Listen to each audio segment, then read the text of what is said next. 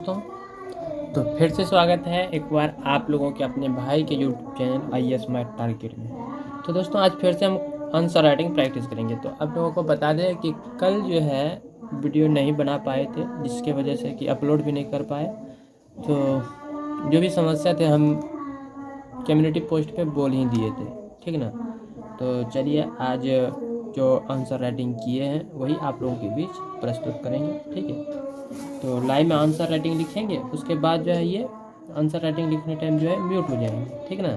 उसके बाद हम पढ़ेंगे ये बुक को, उसके बाद थोड़ा सा न्यूज़ भी देखेंगे, ठीक है। मात्र 8-10 मिनट देंगे न्यूज़पेपर पे, तो 8-10 मिनट में ही न्यूज़पेपर को कवर करना है। तो चलिए बाकी टाइम अभी प्रश्न का आंसर लिख लेते हैं। तो हर दिन की भांति आज भी बता दें कि जो भी भाई आंसर राइटिंग जब लिखेंगे तो देखिएगा शुरू से अंत तक। प्लीज़ उनसे रिक्वेस्ट है कि अंत में कमेंट के माध्यम से अपना राय ज़रूर दीजिएगा, ठीक ना। तो चलिए ये सब प्रश्न का आंसर हमने कंप्लीट कर लिए। अब नेक्स्ट प्रश्न जो है प्रश्न संख्या 10।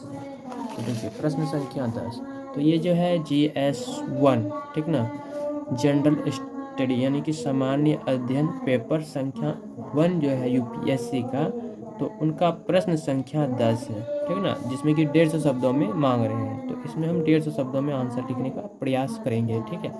तो बाकी चलिए प्रश्न एक बार पढ़ लेते हैं, उसके बाद आंसर राइटिंग प्रारंभ करेंगे। तो आंसर राइटिंग लिखते समय जो है म्यूट हो जाएंगे, ठीक है, उस टाइम म्यूट हो जाएंगे। तो चलिए एक बार प्रश्न आप लोगों को पढ़ के सुनाते हैं। तो देखिए प्रश्न कह रहे हैं कि विकास के सामाजिक आर्थिक मुद्दों से निपटने में सरकार, गैर सरकारी संगठनों एवं निजी क्षेत्रों के बीच जो है किस प्रकार का सहयोग सर्वाधिक उपयोगी होगा। इनका आंसर 150। तो यहाँ पे देखिए बात कर रहे हैं कि विकास के बारे में, यानी कि सामाजिक और आर्थिक मुद्दा का जो विकास होते हैं, तो उस पे 3 क्षेत्र का वर्णन यहाँ पे प्रश्न कर रहे हैं। पहला सरकारी क्षेत्र हो गए, गैर सरकारी हो गए और निजी क्षेत्र हो गए। ये तीनों के बारे में बताना है। तो चलिए पहले हम तीनों के बारे में बताएंगे, उसके बाद क्या क्या काम होते हैं इन तीनों से वो चीज़ थोड़ा डिस्कस करेंगे। तो ज़्यादा लंबा हो जाएंगे, इसलिए शॉर्ट लिस्ट खींचने का प्रयास करेंगे। तो चलिए आंसर राइटिंग प्रारंभ करते हैं, ठीक है ना। तो आंसर राइटिंग प्रारंभ करते हैं यहाँ से, ओके।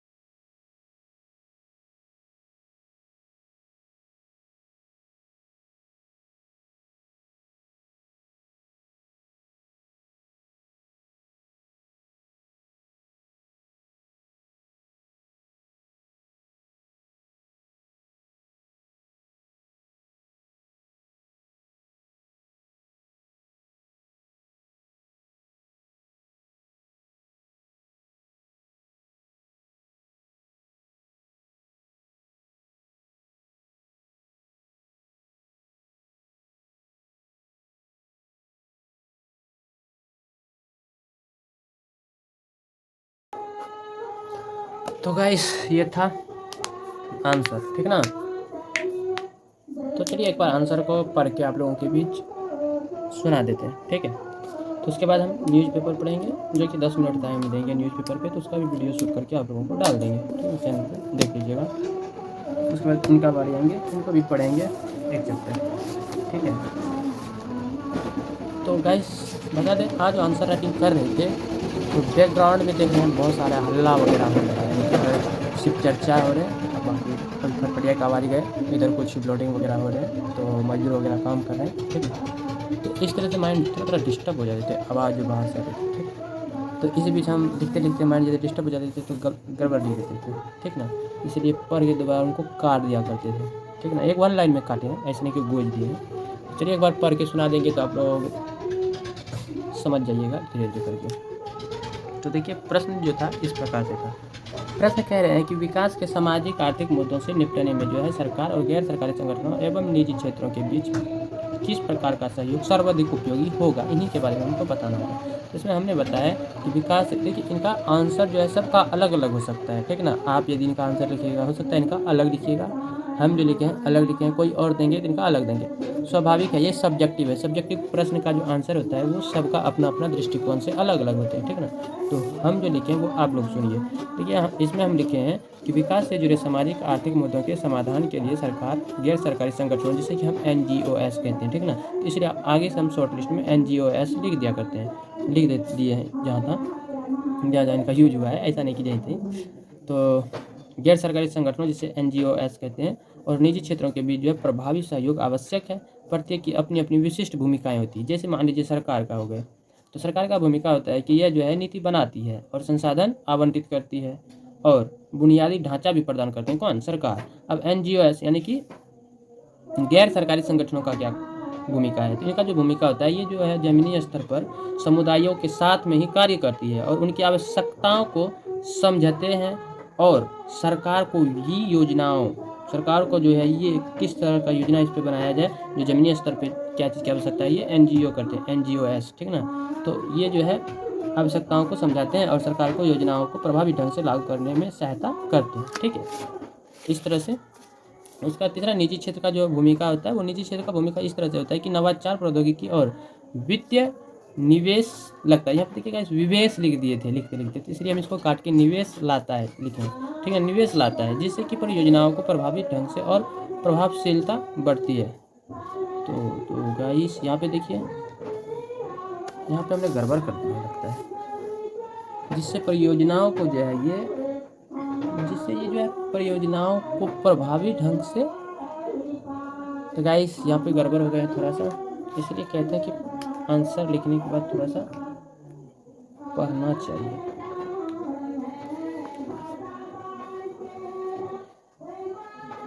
जिससे परियोजनाओं को प्रभावी ढंग से, जिससे परियोजनाओं की होंगे, ठीक है ना, जिससे परियोजनाओं की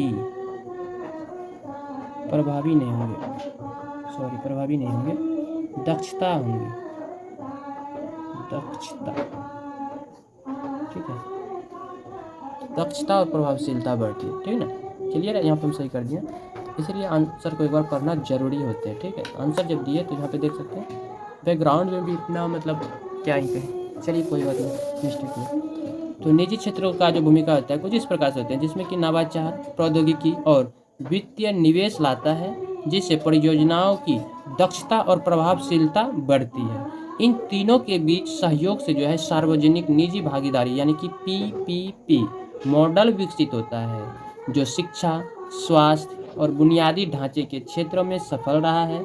उदाहरण के लिए यदि राष्ट्रीय डेयरी विकास बोर्ड के बारे में देखें, यानी कि NDDB ने दुग्ध उत्पादन में सहकारी समितियों के माध्यम से जो है महत्वपूर्ण योगदान दिया है, जिससे ग्रामीण अर्थव्यवस्था में सुधार हुआ है, ठीक ना, ग्रामीण अर्थव्यवस्था में जो है सुधार हुआ है। इस सहयोग से 3 बातें को हम लिखिए, इस सहयोग से जो है संसाधनों का अधिकतम उपयोग होता है और कार्यक्रमों की पहुंच और प्रभावशीलता बढ़ती है, ठीक ना, और नवाचार और प्रौद्योगिकी के माध्यम से जो है समाधान तेजी से लागू होता है। तब हम निष्कर्ष में लिखे हैं कि सरकार, NGOs और निजी क्षेत्र के बीच समन्वित सहयोग से जो है सामाजिक आर्थिक विकास के लक्ष्यों को अधिक प्रभावी और अस्थायी रूप से प्राप्त किया जा सकता है। ठीक है, तो ये था हमारा आज का आंसर प्रश्न संख्या 10 का। ठीक है, जिसमें बहुत सारे कट कुट लग गए हैं, इसके लिए सॉरी। क्या बताएं आगे, बहुत सारा यहाँ पर डिस्टर्बेंस होते रहते हैं, फिर भी चलिए कोई नहीं, इस थोड़ा बहुत ऐसे डिस्टर्बेंस होंगे तो इसके लिए हमको इतना डिमोटिवेट तो नहीं होना है, कि आगे पढ़ते रहना अपने को, बाकी जो करना है ये लोग कर लीजिए। तो चलिए गाइस, अब आप लोग कमेंट करके बताइएगा प्रश्न का आंसर कैसा लगा। मिलते हैं अगले वीडियो में। Love you bye, good night. Sorry good night नहीं, अभी ये पढ़ना है, फिर पेपर पढ़ना है, ठीक है ना। अभी 2 वीडियो और रिकॉर्डिंग करेंगे आप लोगों के लिए, क्या है कि कल जो है थोड़ा सा अस्वस्थ हो गए थे, जिसमें कि रात में भी दवाई खाए, सुबह भी खाए, तो लगभग अभी तक हम कंप्लीट हो चुके हैं, इसलिए फाइनली आप लोगों के बीच बोल रहे हैं। ठीक है, तो चलिए अब नेक्स्ट वीडियो कवर करते हैं। अब थोड़ा भोजन वगैरह करेंगे, तब तक resting. Okay bye, love you.